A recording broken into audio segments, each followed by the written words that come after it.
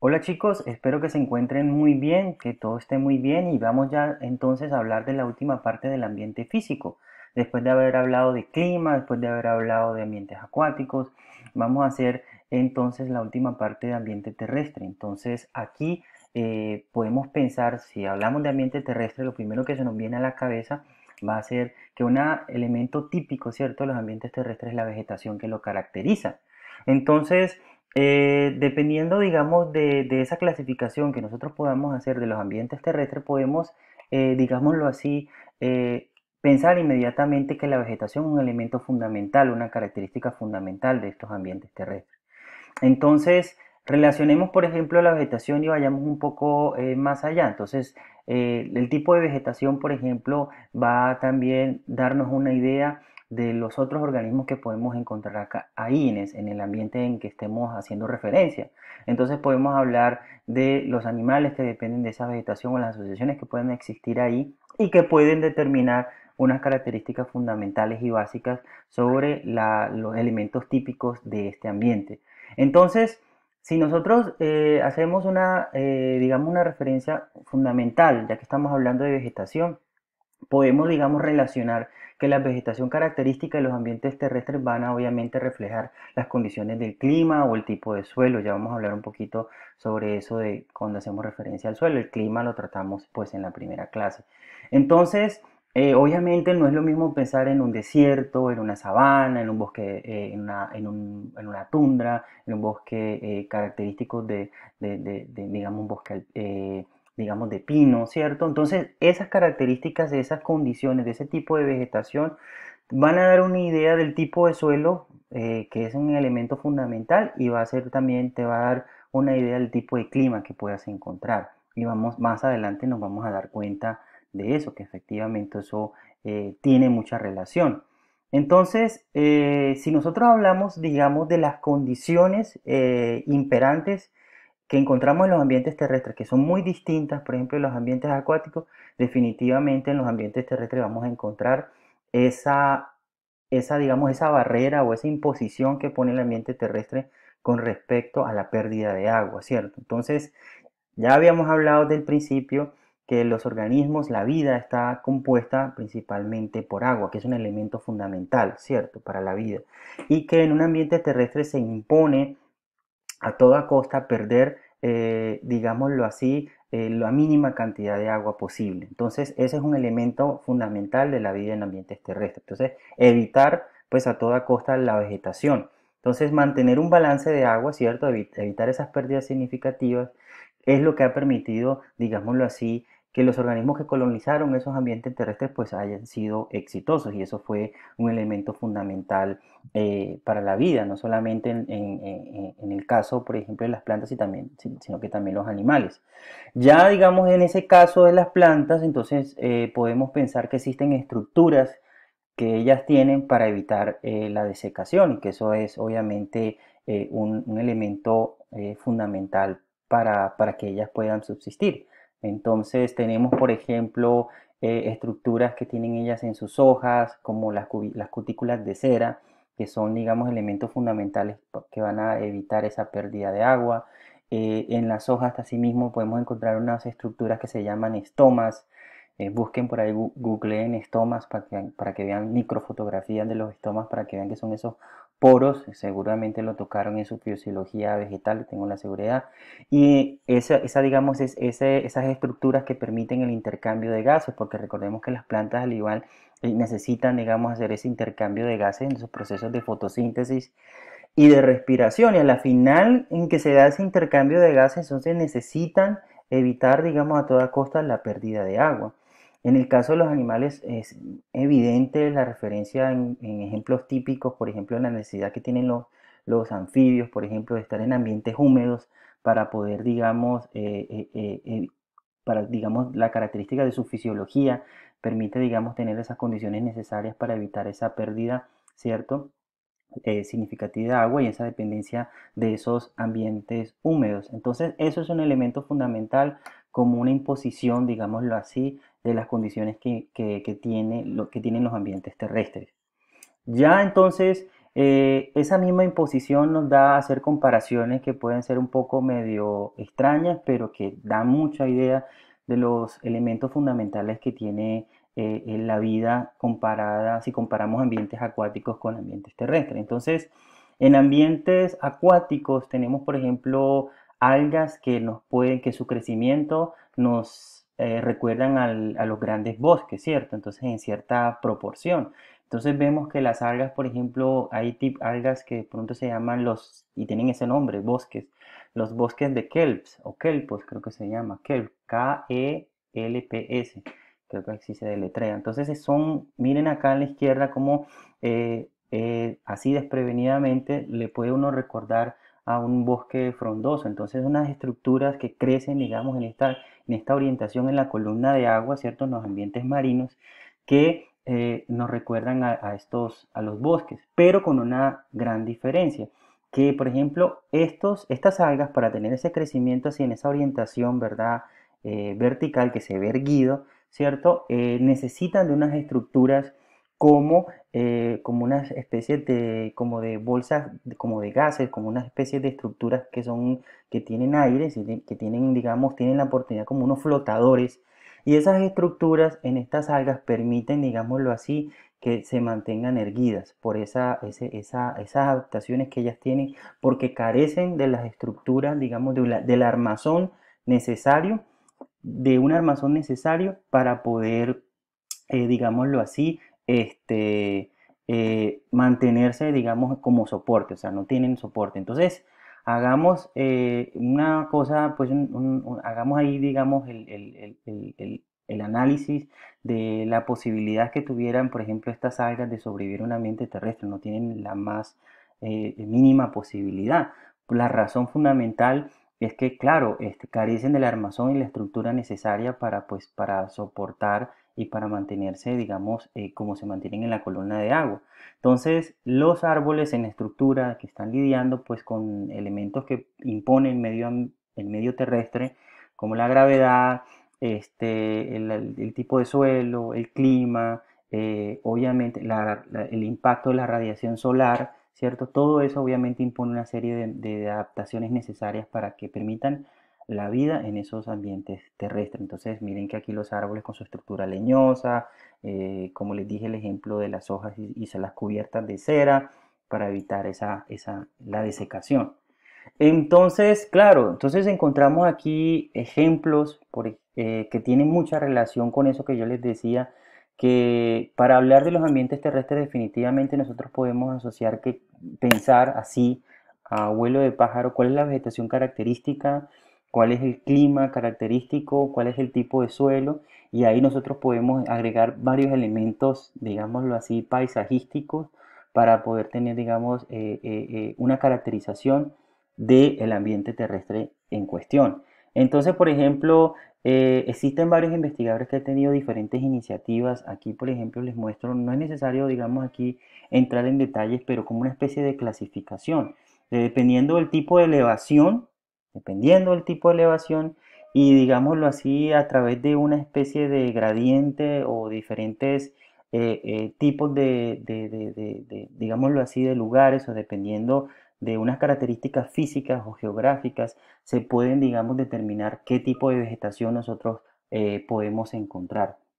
Entonces, aquí, por ejemplo, este investigador, estas personas que hicieron este trabajo, hicieron esa clasificación de los bosques dependiendo de la elevación, dependiendo de ciertas condiciones, por ejemplo, del lugar, pero digamos, eso no está entre los más famosos, pero digamos que te da una idea de cómo clasificar y cómo organizar la vegetación dependiendo de esas características. Entonces, por ejemplo, aquí vemos un bosque de pino, aquí están unas especies que hacen parte, que están a una elevación característica y que están en ciertas localidades y que se pueden agrupar. Una manera de hacer una agrupación de la vegetación. Es como si nosotros fuéramos a la Sierra Nevada de Santa Marta y hiciéramos como una especie de la vegetación característica dependiendo de ciertas variables, como la temperatura, la evaporación, la elevación, digámoslo así, una serie de variables ambientales que tengan relación con el tipo de vegetación que podemos encontrar, ¿cierto? Entonces, obviamente no es lo mismo hablar del tipo de suelo y el tipo de clima que puede tener un ecosistema como los desiertos o un semidesierto o un bosque seco, o si lo comparamos, por ejemplo, con un bosque lluvioso tropical, o sea, digamos, las características eh, fundamentales ambientales son completamente diferentes. Entonces, y eso, digamos, ha sido un elemento fundamental para que ustedes van a ver más adelante cuando estén en ecología 2 tal vez un poco, y principalmente cuando estén viendo ecosistemas, que son la clasificación de los biomas. Entonces, obviamente aquí solamente, aquí están todos los biomas, pero vamos a hablar solamente de los biomas que hacen parte de los ambientes terrestres, que es el tema que estamos tratando. Entonces vamos a tener aquí, por ejemplo, el bosque lluvioso tropical, el bosque estacional tropical, el bosque lluvioso templado, el bosque deciduo templado, la taiga, aquí tenemos la sabana, por citar algunos ejemplos, la tundra, semidesiertos fríos, semidesiertos alpinos árticos, desiertos verdaderos, o sea, toda una serie de características o biomas característicos que podemos encontrar dependiendo, lógicamente, de eso que yo digo, de la vegetación típica, ¿cierto? Y que va a ser fundamental porque va a estar influenciada por el clima, por el tipo de suelo, ¿cierto? Por la ubicación geográfica y todos esos elementos fundamentales. Entonces aquí es donde entra la famosa pirámide de Holdridge, ¿cierto? Muy, yo creo que comentada y que pues tuvo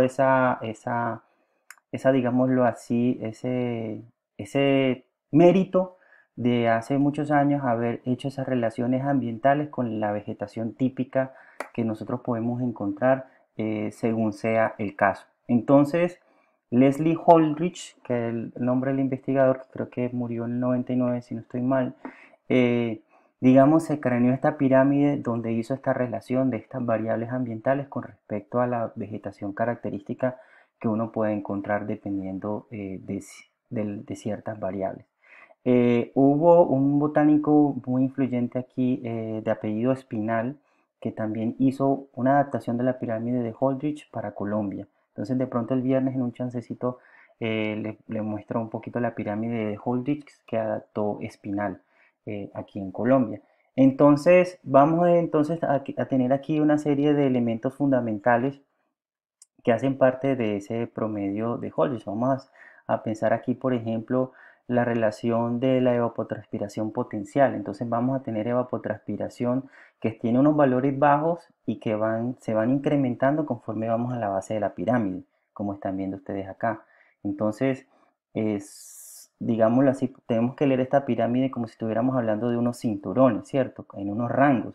Entonces, miren, aquí está un rango de evapotranspiración, aquí está otro rango y así vamos en diagonal como si estuviéramos hablando de unos cinturones, ¿cierto?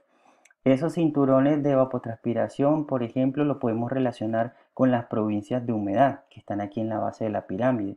Entonces vamos a relacionar, por ejemplo, potenciales de evapotranspiración que tienen estos valores con la provincia de humedad. Recuerden cuando habíamos hablado del clima, el tema de la humedad, que es un elemento fundamental. Entonces, en estos rangos de evapotranspiración tenemos una clasificación de humedad de superhúmedo. Luego aquí en este otro rango de evapotranspiración tenemos a perhúmedo, luego húmedo, subhúmedo, semiárido, árido, perárido y superárido. O sea, diferentes categorías. Mientras que estas son cuantitativas, ¿cierto? Estamos hablando de rangos que van en números.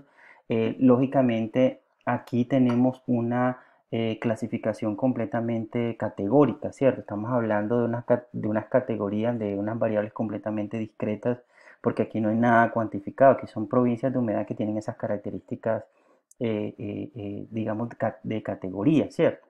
Entonces, lo podemos también relacionar, entonces relacionar la evapotranspiración con la humedad, y también podemos relacionar aquí por este otro lado de la pirámide el promedio de precipitación anual, que lo miden aquí en milímetros. Entonces, nuevamente los cinturones, ¿cierto? Tenemos estos rangos de precipitación, ¿cierto? Que se van aquí por estos cinturones que van aumentando desde el tope de la pirámide, la parte superior de la pirámide hasta la base. Holdridge fue digamos, no solamente se conformó con esas variables ambientales así, sino que imprimió ahí un contexto de localización geográfica, o sea, un contexto geográfico dependiendo de las condiciones, si nos vamos desde el Ecuador, por ejemplo, si estamos hablando de un rango latitudinal, y si nos vamos desde el Ecuador hacia bien al norte o bien al sur. Entonces, por ejemplo, tenemos rangos obviamente, donde estamos nosotros en el Ecuador, ¿cierto? Desde el tropical, luego sigue subtropical, templado caliente, templado frío, boreal, subpolar y polar, ¿cierto? Nos vamos yendo desde latitud cero hacia, si hablamos de hacia el norte, ¿cierto? Un aumento de la latitud, ¿cierto? Hacia los 90 grados, ¿cierto? Y vamos hacia arriba o hacia abajo, dependiendo de que nos alejamos del Ecuador. Y también los famosos pisos altitudinales que pueden ir, digamos, relacionados con desde la base, desde una base hacia, digámoslo así, un rango o un cambio en la temperatura dependiendo de esos pisos altitudinales. Entonces podemos tener aquí desde la base, ¿cierto? Donde lo señalamos acá, y luego seguiría premontano, montano bajo, montano, subalpino, alpino y nival. Y van aumentando estos pisos altitudinales y va disminuyendo la temperatura, como nosotros los podemos observar en cualquier, digamos, montaña que tenga esos niveles de elevación. Entonces tenemos aquí para hablar, por ejemplo, de bosques característicos que nosotros, por ejemplo, nos movemos bastante y que nosotros conocemos. Por ejemplo, aquí tenemos el famoso bosque seco, ¿cierto? Muy inventado y pues muy conocido por todos, ¿cierto? Entonces tenemos aquí el bosque seco que está más o menos, miren aquí, manejando este rango de evapotranspiración en esta cintura que está aquí, en este cinturón pues que está aquí. Y de aquí nos vamos, por ejemplo, el bosque seco y la evapotranspiración, y nos podemos ir hasta la categoría de subhúmedo, ¿cierto? Entonces tiene esta categoría de subhúmedo. Si nos vamos aquí en este diamante, nos vamos hacia el promedio de precipitación del bosque seco y nos vamos hasta aquí arriba, y está entre los 500 y los 1000 como más o menos un promedio de precipitación anual, ¿cierto?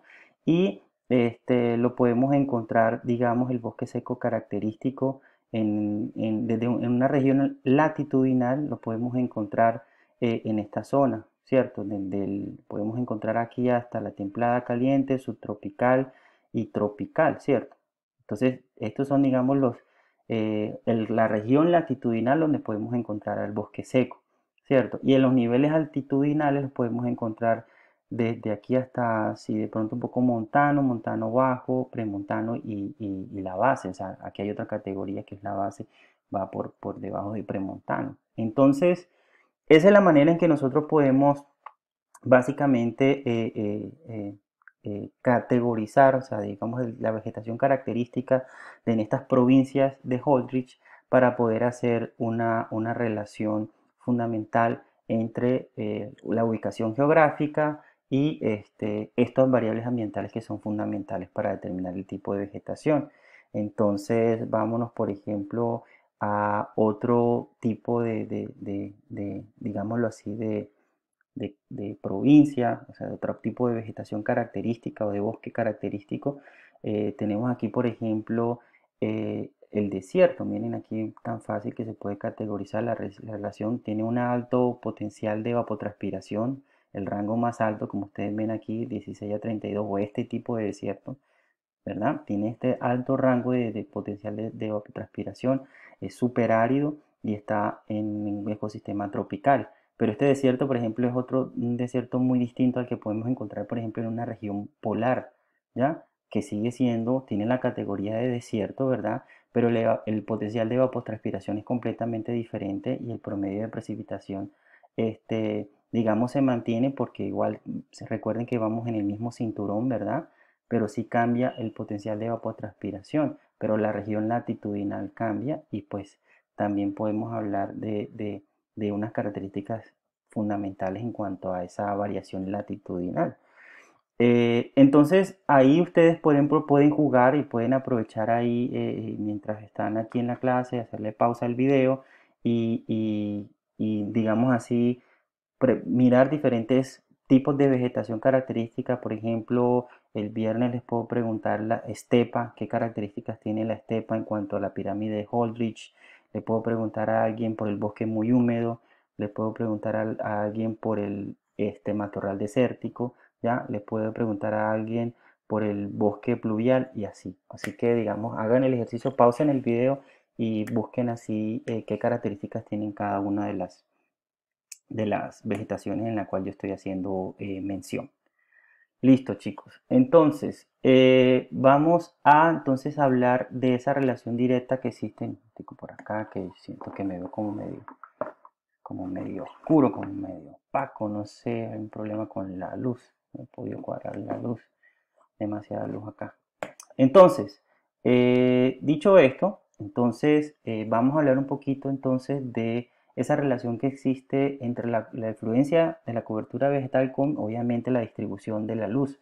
Entonces, así como nosotros en los ambientes acuáticos hablamos de esa influencia que tiene la luz con respecto a la distribución vertical, ¿cierto? Digamos que esa variación, esa incidencia de la luz con la profundidad en ambientes acuáticos, obviamente también en ambientes terrestres vamos a ver una influencia, pero en este caso la influencia la va a tener más directamente la cobertura vegetal. Entonces esa cobertura vegetal, digámoslo así, influye mucho porque digamos dependiendo del tipo de vegetación del cual estemos hablando, la influencia de la luz va a ser distinta. Entonces vamos a tener, por ejemplo, aquí un bosque, ¿cierto? Típico, ¿verdad? Como lo vemos acá en el lado izquierdo, ¿cierto? Y la influencia, donde tenemos la incidencia del 100% de la luz, como ustedes ven acá.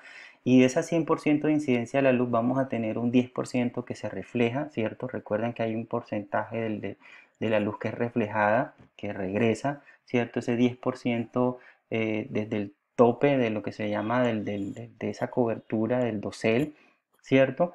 Y de aquí entonces, de ese porcentaje, un 79% llega aquí como que a las partes altas, ¿cierto? Del bosque, en este estrato de bosque, hace parte del 79% y disminuye bastante el porcentaje para las zonas mucho más bajas recordemos, analicemos como si estuviéramos hablando de unos horizontes, como unos cinturones, diferentes estratos, ¿verdad? Que tiene el bosque, que tienen diferentes categorías, y entonces ahí podemos encontrar que un porcentaje mucho menor va hacia estas zonas más bajas, aquí está el 7% por ejemplo, y aquí luego disminuye drásticamente al 2% y finalmente terminamos que la cantidad de luz, obviamente que llega aquí al suelo, es el 2%, bastante bajo con relación al 100%, lógicamente.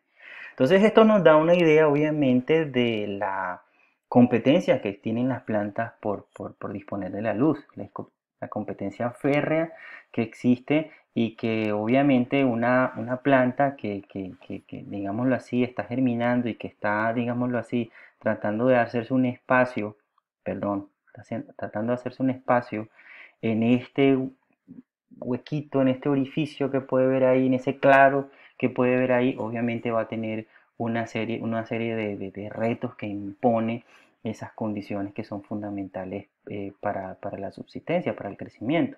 Entonces, si lo comparamos con otro tipo de vegetación característica muy diferentes como una pradera o como, digámoslo así, esta vegetación de los pastos, ¿cierto? Donde hay muchas gramíneas, muchas plantas, digamos, que no tienen esas estructuras leñosas como las que se muestran aquí a la izquierda, vemos que hay una diferencia notable. Vemos que igual el 100%, digámoslo así, que llega de incidencia de la luz, un 20% es reflejado, ¿cierto? Desde el del dosel, de la cobertura, la parte como se llama en inglés, canopy, y hace parte, digamos, de una, digámoslo así, una distribución completamente diferente. Vemos aquí, por ejemplo, que llega al 5% en esta zona de aquí de la parte de arriba de la vegetación, luego pasamos aquí abajo el 36%, un porcentaje, una distribución aquí, digamos así, más o menos que se reparten ahí la incidencia de la luz, porque 36 y 34 no es que sea muy diferente, entonces miren cómo vemos que entre el 36 y el 34% se da esa, digámoslo así, de esa distribución de la luz, ese cambio de la luz, y que a la final está llegando el 5%, ¿verdad? El 5% a, al suelo. Entonces eso nos da una idea de esas grandes diferencias que dependiendo del tipo de vegetación podemos encontrar diferencias importantes en esa incidencia de la luz. a través de una distribución vertical, ¿cierto? Entonces, para hablar, digamos, en términos de esa incidencia vegetal, en términos cuantitativos, ¿sí? Porque aquí, por ejemplo, podemos establecer en términos de porcentaje, pero digamos que nosotros, los ecólogos, han ideado herramientas para poder cuantificar eso, para poder, digamos, saber cuál es la incidencia de la luz en una distribución vertical.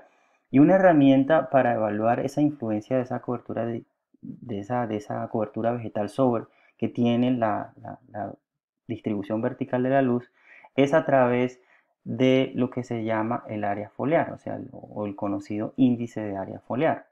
Entonces, si yo quiero evaluar, por ejemplo, ese efecto que tiene la cobertura vegetal, ¿verdad? Sobre esa incidencia de la luz, yo tengo que calcular, digamos, cuánto hay de área foliar, ¿cierto? Y que eso me da una idea de la cobertura. Entonces, yo, por ejemplo, puedo decir, bueno, dependiendo la cantidad de hojas que hayan, uno puede tener una idea de cuánta cobertura foliar. Entonces, contamos la abundancia, o sea, el número de hojas. Pero es un número bastante subjetivo porque las hojas tienen diferentes áreas, diferentes tamaños, unas hojas más grandes, otras hojas más pequeñas. O sea, hay unas diferencias bastante notables en cuanto a los diferentes tamaños, las diferentes formas que tienen las hojas de las plantas. Entonces, para eso, entonces, una solución es a través de un cálculo que se llama el índice de área foliar, y se simboliza así por sus siglas en español, índice de área foliar, y con ella cuantificamos el área foliar por una unidad de suelo. Es decir, yo quiero, por ejemplo, saber cuál es el área foliar. Yo puedo, por ejemplo, tener, digamos, un área de suelo y yo puedo decir, bueno, por ejemplo, voy a trazar una circunferencia aquí en la base de este árbol. Yo quiero saber cuál es el índice de área foliar aquí en este punto. Yo puedo trazar una circunferencia o hacer una circunferencia y por encima de la circunferencia, como imaginario, la cosa imaginaria, yo voy a cuantificar el área de esas hojas. Y yo puedo cuantificar, hoy en día, por ejemplo, existen aparatos que te permiten saber cuál es el área de una hoja, el área foliar. Existen aplicaciones que, por ejemplo, te ayudan a calcular eso. Yo, por ejemplo, a veces uso una, no te calcula exactamente el área foliar, pero te puede dar una idea, digámoslo así, se llama, aquí, se llama Biolef, esta aplicación que está aquí en el celular. Y tú, por ejemplo, puedes, digamos, hacer unos cálculos aquí de área foliar. Pues aquí es es una hoja que ha sido consumida, ¿cierto? Por herbívoros. Tú puedes hacer aquí como una especie de cálculo y ahí digamos como que te da una especie de porcentaje y te puede dar como una medida.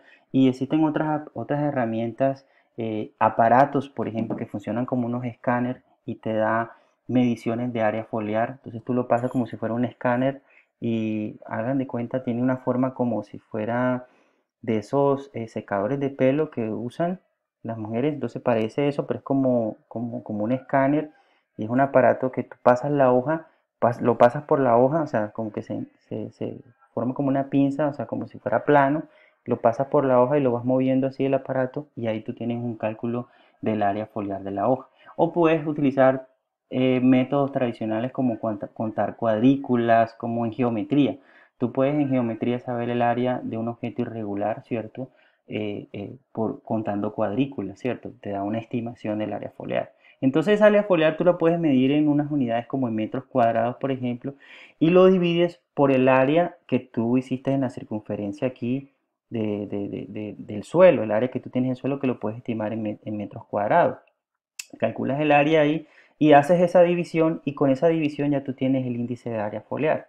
Entonces, por ejemplo, si yo hice ese cálculo y me dio el índice de área foliar, me dio que era igual a 3, eso me va a decir que 3 metros cuadrados de área foliar sobre un metro cuadrado de área de suelo. O sea, voy a tener esa proporción, voy a tener 3 metros cuadrados de área foliar sobre un metro cuadrado de área de suelo. Pero para tener un poquito más claridad, vamos a mirar aquí este ejemplo. Entonces, básicamente lo que yo les decía, vamos a suponer que yo quiero calcular el índice de área foliar de este árbol que tenemos acá. Miren aquí donde se ve bastante frondoso, ¿cierto? Aquí está la copa de del árbol, ¿cierto? Donde se ve esa frondosidad, las diferentes ramas, ¿cierto? Un árbol típico. Yo aquí puedo trazar una circunferencia, ¿cierto? Donde más o menos me dé esta incidencia, digámoslo así, directa. A veces no es tan claro, así obviamente, imagínense, esta es una manera de ejemplo para entender cómo se calcula, pero en campo sería, digamos, todo un reto definir esto, pero que sería chévere en algún momento hacerlo si las salidas de campo vuelven a nosotros o no sé si vamos a vivir resignados a que salgan de campo por ahora, ¿no? Qué frustración. Pero bueno, vamos a seguir aquí entonces pensando en cómo imaginamos nosotros yendo a campo, a la Sierra Nevada, San Lorenzo, felicidad total, y vamos nosotros a hacer esos cálculos de índice de área foliar, ¿cierto? Entonces miramos aquí cómo hacemos esta circunferencia, digamos, y vamos a establecer que, digamos, la circunferencia aquí, ¿verdad? Tiene 10 metros, el diámetro, ¿cierto? La circunferencia, 10 metros. Para calcular el área, entonces yo uso una fórmula matemática que ya ustedes creo que tienen que estar familiarizados cuando quiero calcular el área de la circunferencia, ¿cierto? Yo tengo aquí la fórmula de pi por r al cuadrado. Entonces yo tengo aquí que calcular el radio. Ojo que este es el diámetro que se simboliza con la letra D y otra cosa es el radio, ¿cierto? Entonces, que el radio es, obviamente, la mitad de ese diámetro. Entonces, en este caso yo tendría aquí pi por r cuadrado y eso te da un valor de 78.5 metros cuadrados, ¿cierto? No, no de este valor, sino del valor del radio, que es la mitad, ¿cierto? Entonces aquí ya tengo ya perdón, en el denominador, ¿cierto? La área proyectada en el suelo, ¿cierto? Que es este valor de 78.5. Y en el numerador, entonces yo tengo que calcular, aquí viene lo duro, ¿cierto? El área total, ¿cierto? De la hoja, ¿cierto? Que se mide también en metros cuadrados. Para eso, entonces yo tengo que hacer cálculos de área foliar, ¿cierto? Como si estuviera yo haciendo un mapa, una cuadrícula, un mapeado desde el tope, ¿cierto? Hasta la base, ¿cierto? Entonces, abarcando, digamos, todos estos estratos, ¿cierto? Entonces yo voy a tener aquí los valores de área foliar, ¿cierto? Que van desde acá, desde la altura. Entonces miren aquí que yo voy a empezar a los 26 metros. Miren todo el proceso para calcular eso.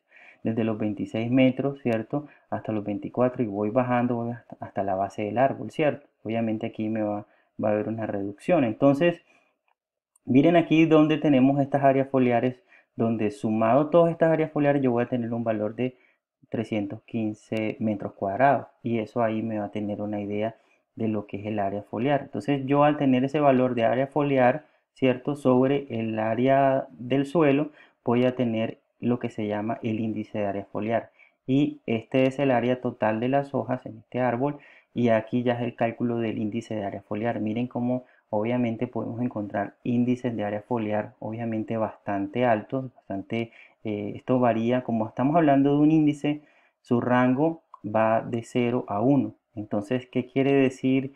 Digamos, en este caso tenemos este rango de variación, ¿cierto? Que va de 0 a 1 por la división que hemos hecho.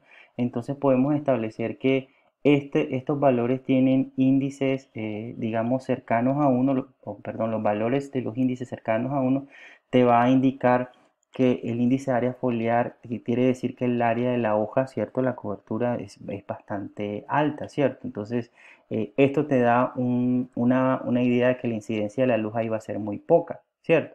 Entonces, si vamos aquí a establecer unos rangos de 26 a 24, 24 a 22 y vemos los índices de área foliar, quiere decir que si el índice de área foliar es alto, quiere decir que la incidencia de la luz va a ser bastante, digámoslo así, eh, en ese estrato se va a atrapar, digamos, la gran cantidad de luz y va a disminuir la incidencia de la luz en los estratos más bajos, ¿cierto?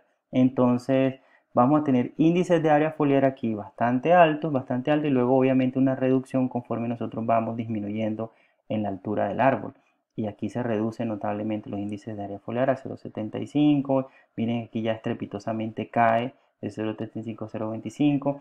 Y esto digamos, el dato por sí solo tal vez no nos diga nada, pero si, digamos, hacemos análisis de índice de área foliar, por ejemplo, en el año y medimos, por ejemplo, la incidencia de la luz con respecto a estos índices de área foliar, podemos tener una idea de qué tanta, digámoslo así, importancia tienen estas plantas para digámoslo así, de incidencia de la luz sobre el suelo y sobre los organismos que estén ahí.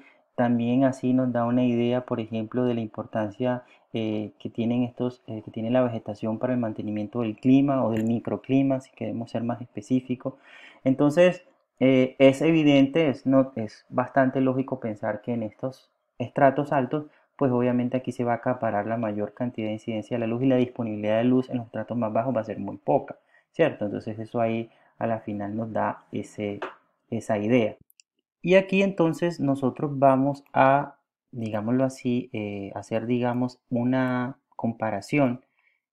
Como se ve acá, podemos comparar cómo la incidencia de la luz disponible en el dosel, ¿cierto? Esa proporción de luz disponible en el dosel cambia dependiendo de la época del año. Ojo, en aquellos lugares donde hay estacionalidad, donde tenemos esa transición eh, primavera, verano, otoño, invierno. Entonces podemos encontrar dos grandes grupos, que se forman dos grandes grupos, ¿cierto?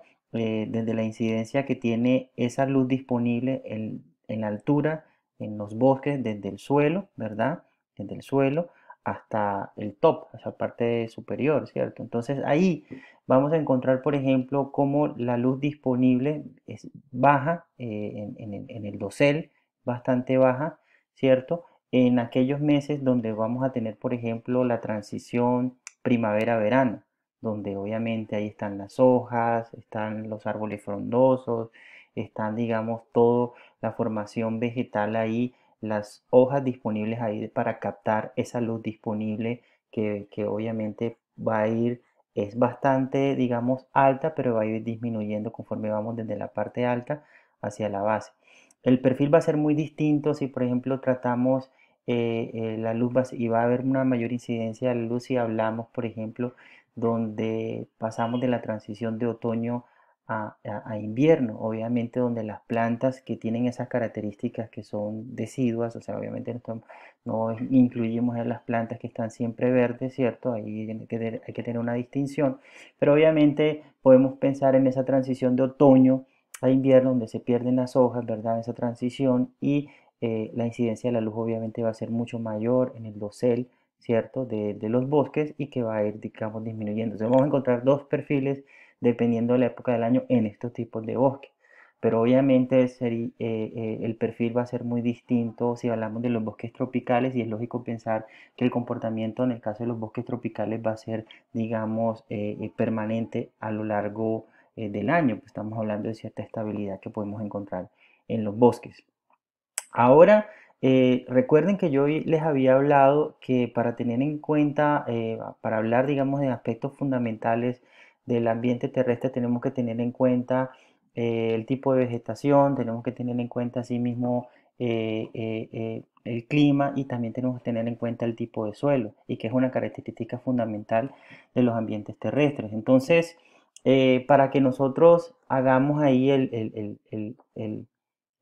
tercer elemento o un elemento fundamental para tener en cuenta cuando hablamos de los ambientes terrestres, definitivamente tenemos que pensar en el suelo, en los suelos, que es muy difícil de definir. Hay muchas formas de definir el suelo, encontrar una definición exacta, precisa, clara de lo que es el suelo, pues no es tan fácil. Entonces, eh, podemos encontrar, por ejemplo, que los suelos es un producto natural, está formado y sintetizado por la meteorización de las rocas y la acción de los organismos vivos, así tal cual tenemos la definición de suelo. Es decir, estamos hablando obviamente de una serie de elementos geológicos, ¿cierto? Un proceso geológico que se llama la meteorización, pero también tenemos la acción de los organismos vivos. Entonces tenemos ahí una acción que para definir los suelos tenemos que tener presente aspectos físicos o abióticos, ¿cierto? Como la meteorización de las rocas, como dice aquí, o la acción de los organismos vivos, ¿cierto? Que también inciden lógicamente en las características que podemos encontrar en el suelo. Eso de que le llamamos meteorización es como una especie, es un proceso geológico que hace parte de la formación del suelo, que es la fragmentación, hay una degradación de las rocas y de los minerales que están ahí presentes, que van a estar en contacto con la atmósfera con el agua o también con lo vivo. O sea, todos esos procesos de degradación y fragmentación de las rocas y de los minerales, todo eso, digámoslo así, tiene una repercusión en el tiempo, por ejemplo, por la acción del viento, por los organismos que están ahí participando en procesos como la descomposición, la asimilación de esos materiales, las plantas, los organismos que también vivieron hace muchísimo tiempo y que ahora, digamos, se fueron descomponiendo, el paso, por ejemplo, de la escorrentía, por ejemplo, del agua. Cuando habíamos hablado del ciclo del agua, recuerden que yo les mencionaba que el exceso de agua, que ya no podía infiltrarse más en el suelo, corría por escorrentía. Todo eso también provoca procesos de meteorización, donde se degradan o se fragmentan esas rocas y que también contribuye a la producción o digamos a la formación del suelo. Los organismos vivos también están ahí haciendo, digamos, un papel importante y considerar al suelo como un aspecto fundamental, si podemos decir, si cabe el término, como un elemento vivo, ¿cierto? Porque ahí participan una serie de organismos que están ahí teniendo procesos de descomposición, ciertos elementos fundamentales que aportando materia orgánica y una serie de elementos fundamentales ahí para tener en cuenta. Digámoslo así, otra definición de suelo lo podemos leer como una colección de partes naturales de la tierra, compuesto de minerales y materia orgánica y capaz de mantener el crecimiento vegetal. Entonces ahí estamos diciendo que los suelos son, digamos, el sustento para el sostenimiento de las plantas, ¿cierto? Un elemento fundamental de los ambientes terrestres, ¿cierto? Y o podemos irnos a la fácil, hacer, digamos, hacer una distinción de las diferentes capas que hay en el suelo y simplemente decir que es el estrato que está debajo de la vegetación y que está encima de la roca madre. O sea, esa es una manera elegante, pues, me salí, digamos, por la fácil para definir el suelo, ¿no? Lo que está por debajo de la vegetación y por encima de la roca madre, ese es el suelo. Pero entonces tenemos que saber qué hay debajo de la vegetación y qué hay encima de la roca madre para, pues, saber cuáles son las características fundamentales de los suelos. Entonces, ahí entonces tenemos en cuenta esos aspectos fundamentales y tenemos que tener presentes para que nosotros podamos estudiar la vegetación, los ambientes terrestres, las características fundamentales en ecología, en ambientes terrestres, pues tenemos que tener en cuenta que pues el suelo es una base fundamental para ese sostenimiento. Entonces, ahí podemos encontrar que existen una serie de factores que están involucrados o que están interrelacionados para que se forme el suelo. Está, digámoslo así, el material parental, así se llama, el material parental, que es ese, digamos, a la base donde va a formarse el suelo. O sea, digamos, podemos definirlo como el, digámoslo así, el elemento fundamental, ¿cierto? Vamos a encontrar como el cimiento o la colcha donde se van a formar las demás capas que van a constituir el suelo. O sea, sin ese material parental, como la palabra lo indica, no sería posible el desarrollo del suelo, ¿cierto? Porque van a constituir, digamos, todo el elemento base para las capas posteriores, ¿cierto? Igual entonces tenemos que encontrar que para la formación del suelo va a estar involucrado el clima y entonces tenemos que meter la temperatura, la precipitación, los vientos, ¿cierto? Como factores fundamentales para la formación del suelo. Los factores bióticos, como dije, hay un elemento fundamental en los factores bióticos que es clave para hablar de la formación de los suelos, como el proceso de descomposición, la degradación de la materia orgánica. Eso va a ser un elemento fundamental. Asimismo, la topografía obviamente incide mucho, no es lo mismo los tipos de suelos que podemos tener dependiendo de la topografía. Si tenemos, por ejemplo, el relieve, las montañas, si es una planicie, si es una estepa, o sea, dependiendo, digamos, de la topografía, vamos a tener unas diferencias importantes y obviamente el tiempo, ¿cierto? Como un factor fundamental para la formación del suelo. Un suelo degradado que se pueda recuperar, digamos, hay unos cálculos, digamos, unas estimaciones bastante preocupantes porque establecen que para que podamos recuperar los suelos pues tienen que pasar muchos años. Entonces la formación del suelo en sí, así como los tenemos, es un proceso que ha llevado muchísimo tiempo, ¿verdad? Años. Entonces degradarlos así recuperarlos es un proceso y la degradación del suelo tiene que ser una de las grandes preocupaciones que debe tener la humanidad porque pues tiene consecuencias fatales para la vida, ¿cierto? Entonces, asimismo, como habíamos hablado de unas características físicas del agua, cuando estamos hablando de ambientes acuáticos, los suelos también tienen unas características físicas distintivas, entonces podemos así pensarlas así a vuelo de pájaro, ¿verdad? Sin entrar así en mucho detalle, hablar del color, hablar de la textura, hablar de su estructura, de su humedad, de la profundidad, qué tan profundo es el suelo, ¿cierto? Entonces el color, por ejemplo, se puede relacionar con propiedades físicas y químicas, por ejemplo, el color como un elemento fundamental, dependiendo del color del suelo, tú puedes tener, por ejemplo, una idea de cuáles son las características que ésta tiene, por ejemplo, que lo compone. Recuerden, por ejemplo, no es lo mismo hablar de suelos, por ejemplo, arenoso o arcilloso, o aquí tenemos un ejemplo, por ejemplo, cuando hablamos, por ejemplo, de la materia orgánica, que se le conoce como el humus, que tiene una coloración muy característica, un color oscuro, un color negro. Entonces, suelos donde hay capas, ¿verdad?, de materia orgánica que han sufrido procesos de descomposición a lo largo del tiempo, pues tienen esa coloración. La textura también influye mucho porque hace parte de las partículas que tienen tamaños distintos. O sea, la textura es necesario para poder caracterizar esa textura, es necesario para tener una idea de la composición del suelo. Entonces ahí tenemos, digamos, como un ejemplo de la textura, los tres típicos, que es la arena, el limo y la arcilla. La grava de pronto entra ahí, pero digamos un tamaño muy superior y a veces no entra dentro de las características típicas del suelo. O sea, principalmente entonces hacemos la proporción de lama, arena, limo y arcilla, ¿cierto? Entonces, si hacemos una caracterización de un suelo típico, podemos encontrar que eh, él, digamos, se caracteriza por tener un 50% de partículas, pero el otro 50% es espacio, ¿cierto? Es porosidad. Esto es un elemento fundamental, porque podemos dar a entender o podemos pensar así por encima, así sin entrar en detalles, que el suelo es compacto, que el suelo, digamos, está compuesto, digamos, de una serie de características, digámoslo así, que lo hacen bastante sólido, bastante compacto, bastante difícil, digamos, de que entre algo ahí distinto. No, resulta que la mitad del suelo es partículas, arena, limo y arcilla, pero la otra mitad está compuesto también por, obviamente, incluyendo los otros elementos, minerales ya más microscópicos, ¿cierto? O materia orgánica y todo eso, que hace parte del suelo, hace parte de esas características, en el caso de los minerales, pero existe un porcentaje, la mitad es espacio y es porosidad, es lo que le confiere la porosidad al suelo. Por eso lo que yo les decía cuando hablábamos del ciclo del agua, lo importante que es el proceso de infiltración para poder, digamos, tener esa característica fundamental en los suelos.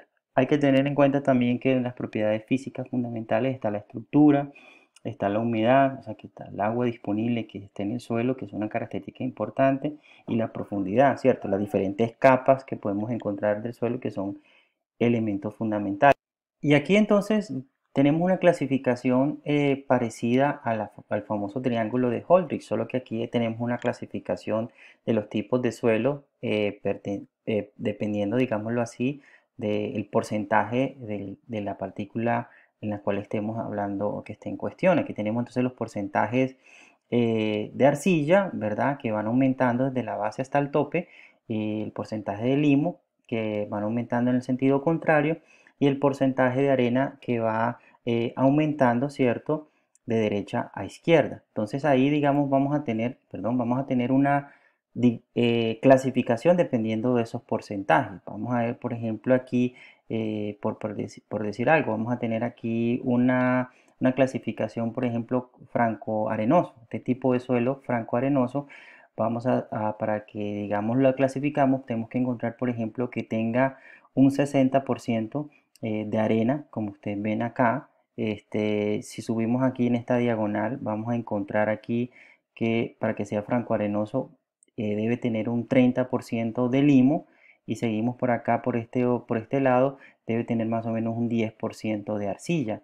y ahí entra en la clasificación de franco-arenoso, ¿cierto? Para que podamos hablar en términos de esa clasificación.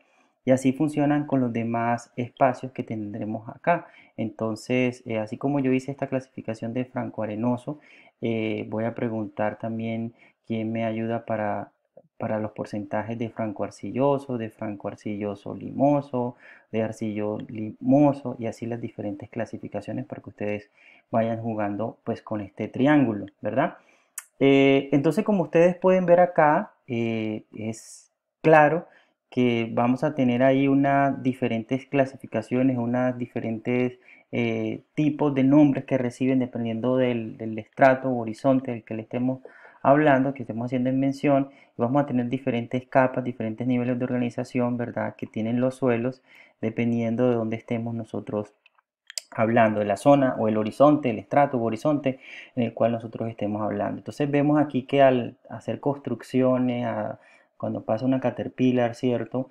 Cualquier máquina que está abriéndose paso para construir una carretera o algo, es claro, o sea, podemos ver las diferentes estratos o horizontes. Si ustedes por ahí cuando estén haciendo una construcción o algo, construyendo una vía y que haya esa modificación del suelo, es posible que nosotros podamos distinguir los diferentes estratos horizontes que es típicos de un suelo. Entonces vamos a tener, por ejemplo, si vamos de aquí desde arriba hacia la base, hacia abajo, los estratos más bajos, vamos a tener obviamente una capa orgánica, obviamente, ¿cierto? Que es aquí esta pequeña que vemos aquí de material orgánico, aquí está la vegetación, esta capa bastante que se distingue, bastante notoria, que está dominada por el material orgánico, lógicamente.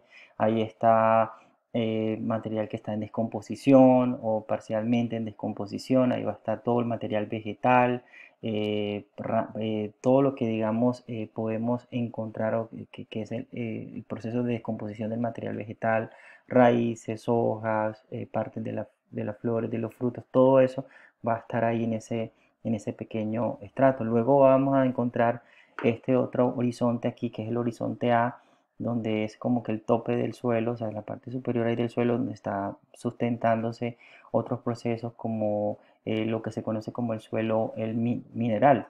Entonces ahí ese suelo obviamente va a estar desarrollado por el material parental que viene de la base, ¿cierto? Entonces ese material parental, digamos, va a ser el elemento fundamental para el desarrollo de las capas superiores. Entonces ahí va a estar, digamos, todo el proceso, digamos, que sufre un proceso, digamos, experimenta un proceso que se llama lixiviación, que es como ese material lixiviado, es decir, todo el material, digamos, se va descomponiendo, todo lo que se descompone aquí y que se infiltra acá, va, digamos, teniendo un material mucho más acuoso, ¿verdad? En este horizonte y le va a dar ese color distintivo, ese color típico oscuro, ¿cierto? Que va a estar aquí en esta zona. Entonces aquí hay, digamos, muchos minerales, mucho material, digamos, muchos espacios, lo que se llaman intersticios, porosidad y todos esos elementos fundamentales. Luego vamos a encontrar otra capa que se llama el subsuelo. Entonces cuando alguien dice, no, ya estoy en el subsuelo es porque ya está en la mala, ¿cierto? O sea, en la capa más baja, ¿cierto? Porque luego aquí viene el material parental. Entonces aquí en el subsuelo se van a encontrar una acumulación también de materiales, de partículas, ahí va a estar también el limo, arcilla, todo lo que se lixivia también digamos, del tope, ¿cierto? La capa superior. Todo ese material también entonces se lixivia, tiene un color bastante distintivo, o sea que se puede caracterizar. Miren que la estructura, la textura, la conformación, miren que aquí hay más espacio, más consolidación de espacio, va a tener esa acumulación de ese material que está lixiviándose. Y aquí, obviamente, vamos entonces a distinguir una capa,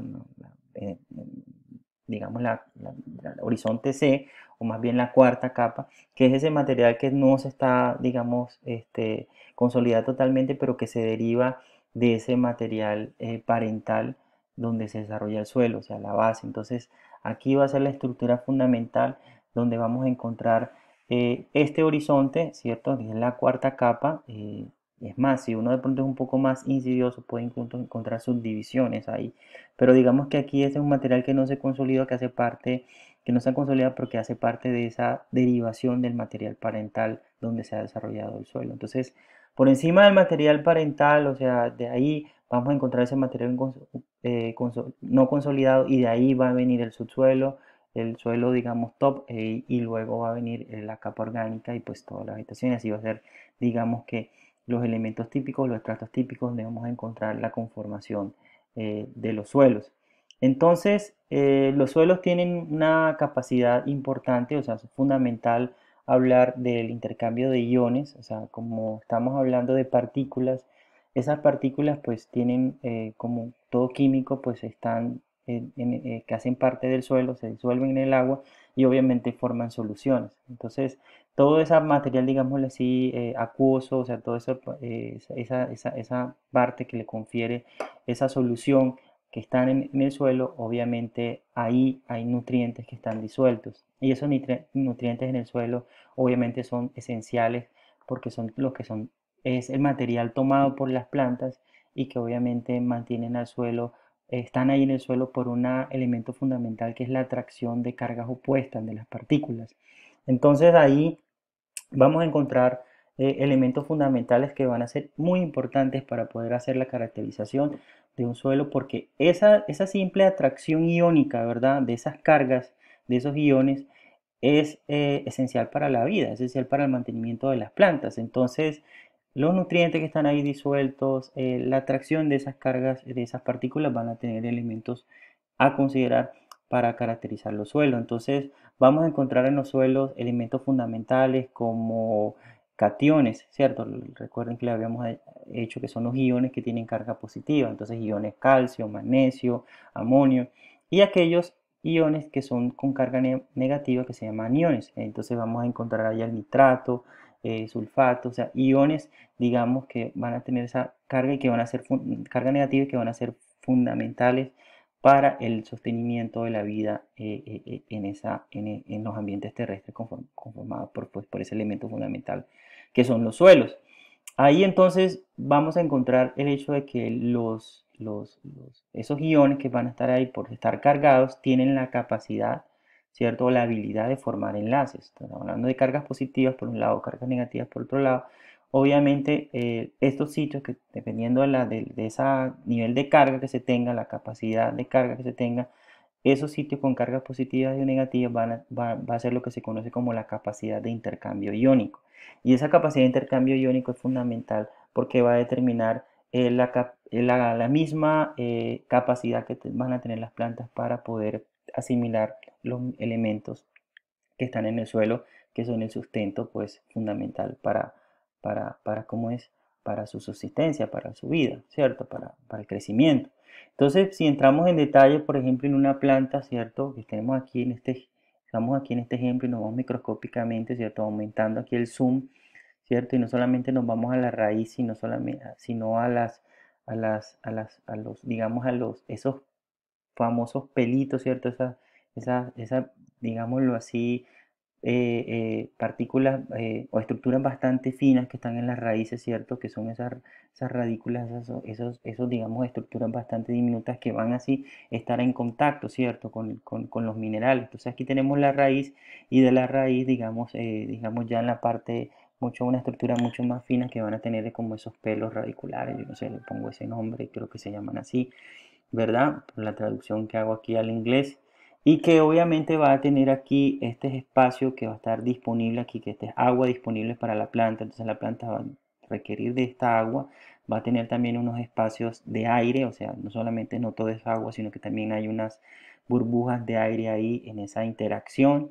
Y luego van a estar aquí las partículas de suelo que están, digamos, rodeados por como una película de agua.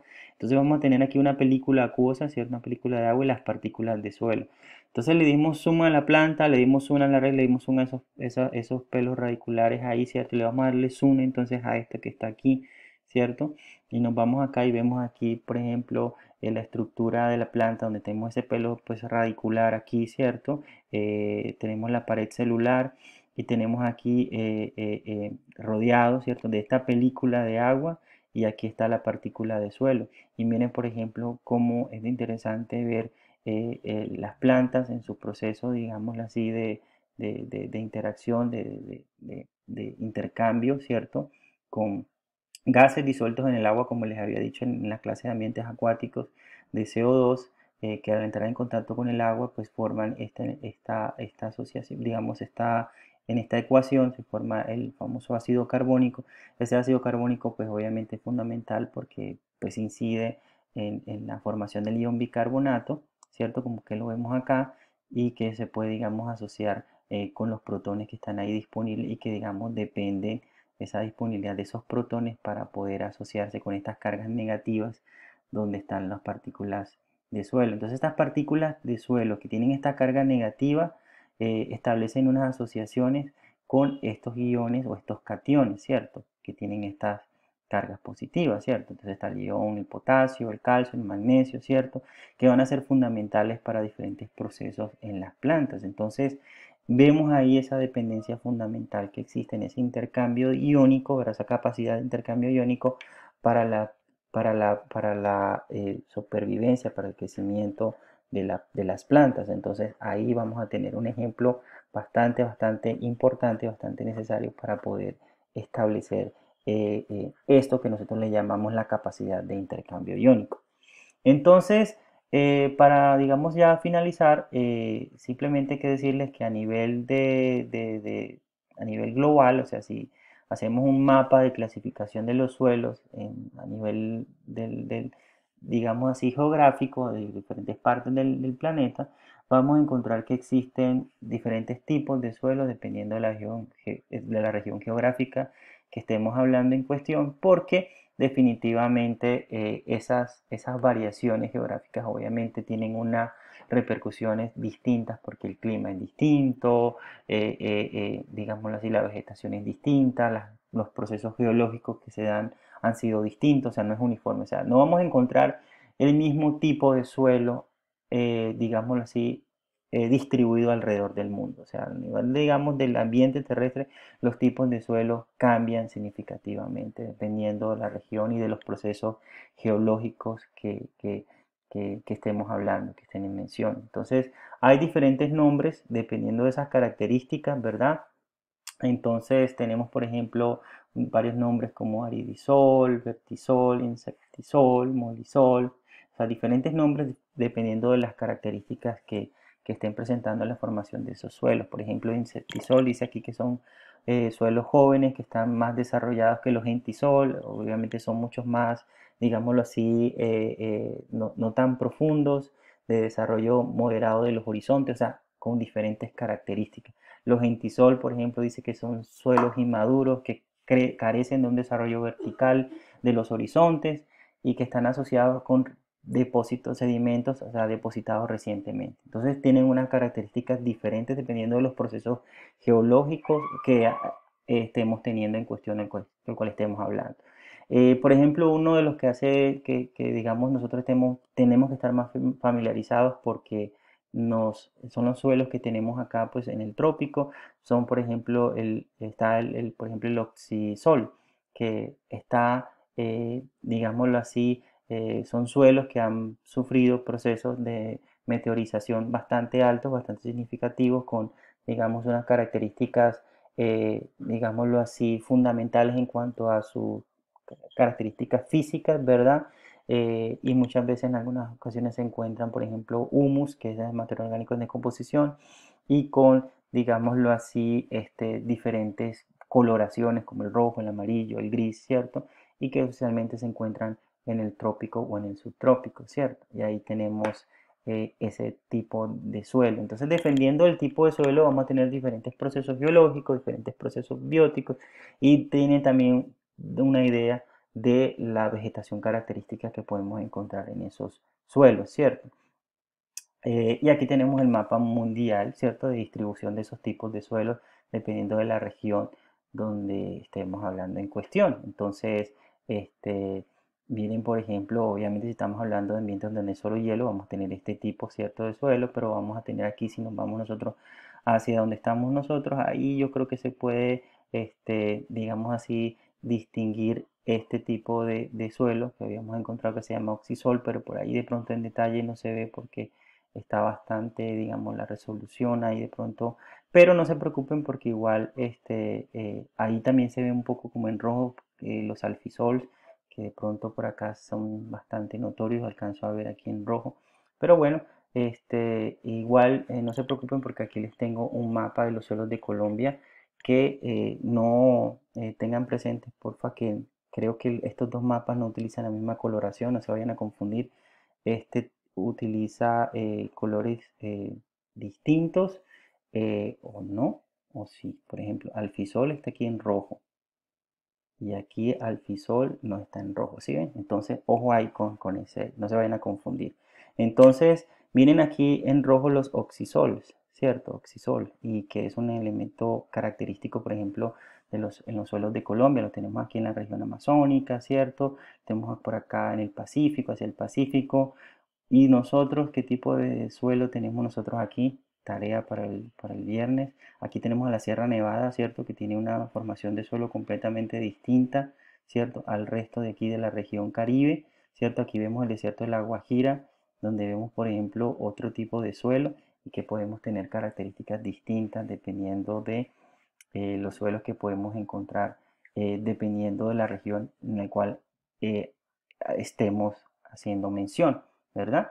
Entonces, ya con esto, entonces hemos terminado la clase de ambientes terrestres, chicos. Muchísimas gracias por su amable atención y nos vemos en clase con preguntas, comentarios, dudas, observaciones, todo lo que ustedes quieran intervenir para ese día. Muchísimas gracias.